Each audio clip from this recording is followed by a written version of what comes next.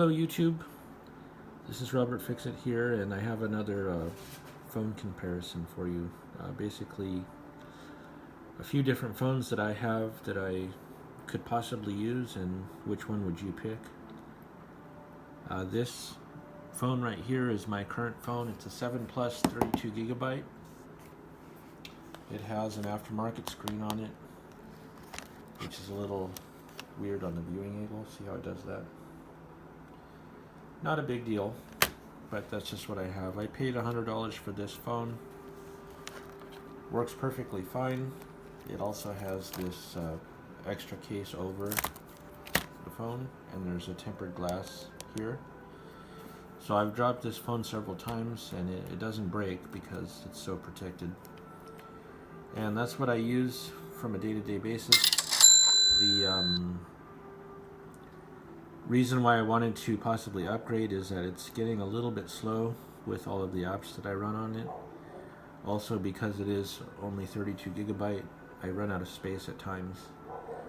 And I don't use the camera that much, so I'm not too concerned about the camera, but it would be nice to have more options there. But no problem, it's a good phone, my trusty phone. This is another phone that I picked up here. This is an iPhone 8, 256 gigabyte. The screen was cracked, and I just changed the screen. So now this phone would have no issues. The battery life on it, on this one, the battery life has dropped below 80%.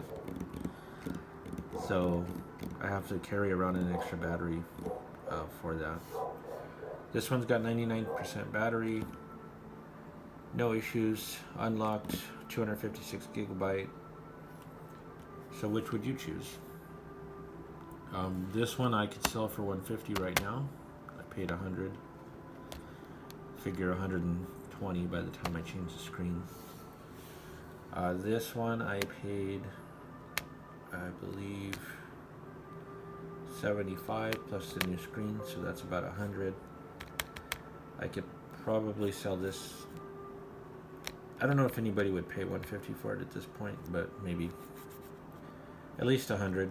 So I consider them to be worth about the same amount. Battery life, but smaller screen, of course, and then you don't have the dual camera. If I was just going to use it as a talking phone without apps too much, I probably would pick this phone. And then here's the new competitor. This is an iPhone XS. This phone, I bought it for $100.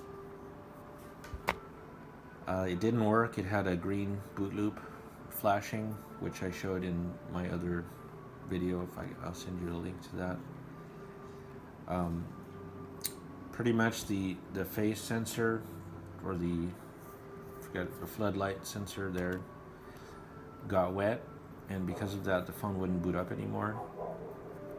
And rather than get it fixed, I just went ahead and just cut it off.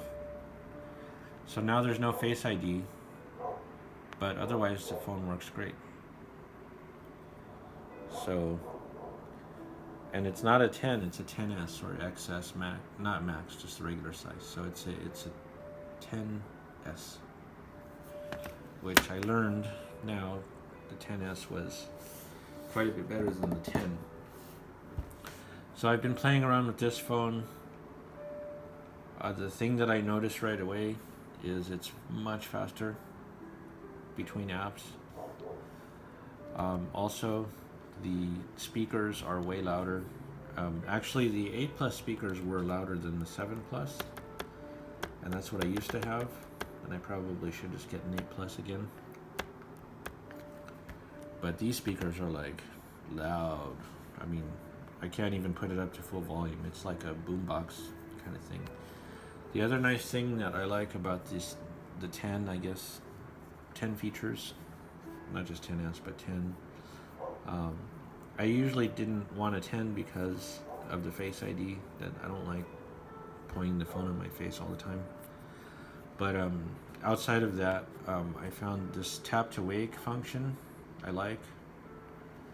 So if the phone's just sitting there and I want to just see if I got any notifications, I can just tap it and they would be on the lock screen if they were set to be that way. Also, you can do a force flashlight. I actually use the flashlight a lot on my phone, and it takes me a little second to get there by the time I unlock it and flip up the thing. But with this one, in 2 seconds, I could just have the flashlight on like that. Also, if it's locked, I can just quickly tap it, push the camera, and the camera's on. So it might sound silly, but those two little things are what makes me lean towards this, just for a functionality standpoint, like being able to pull out the phone and use it real quick. But of course, with no Face ID, you have to use a passcode for everything. So every time you unlock the phone, you're gonna have to have a passcode or take it off.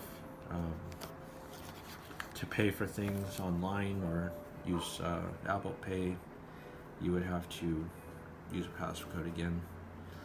Also, the glass back would be scary. If I dropped this phone, I'd be fine, but this one, I don't know. Now, I like that one. Also, it's 64 gigabyte, so it will be a little bit better than mine, but not as good as the 256 gig. The other thing is, I posted this for $200 online, and I have literally 1,000, no, not a million, anyway, probably a good 50, 60 people that want to buy it for $200, because the XS is still so expensive, and even without the Face ID, they're still willing to pay that much because this one's unlocked. So anyway, that's my findings. Not sure which way I'm going to go. I think I might just take the cash for this one, sell this one. That would give me $350. Use this one, which I have not spent much money on, and then find maybe a 10 or something. I've been seeing them for about $200 used, and then try that. So iPhone 8, 256 gigabyte, unlocked. 7 Plus, 32 gigabyte. This is not unlocked. This is only for Sprint and T-Mobile. And then the XS. The XS will be unlocked, 64 gigabyte. Each one was about $100. Which one would you pick? Comment below. Thanks.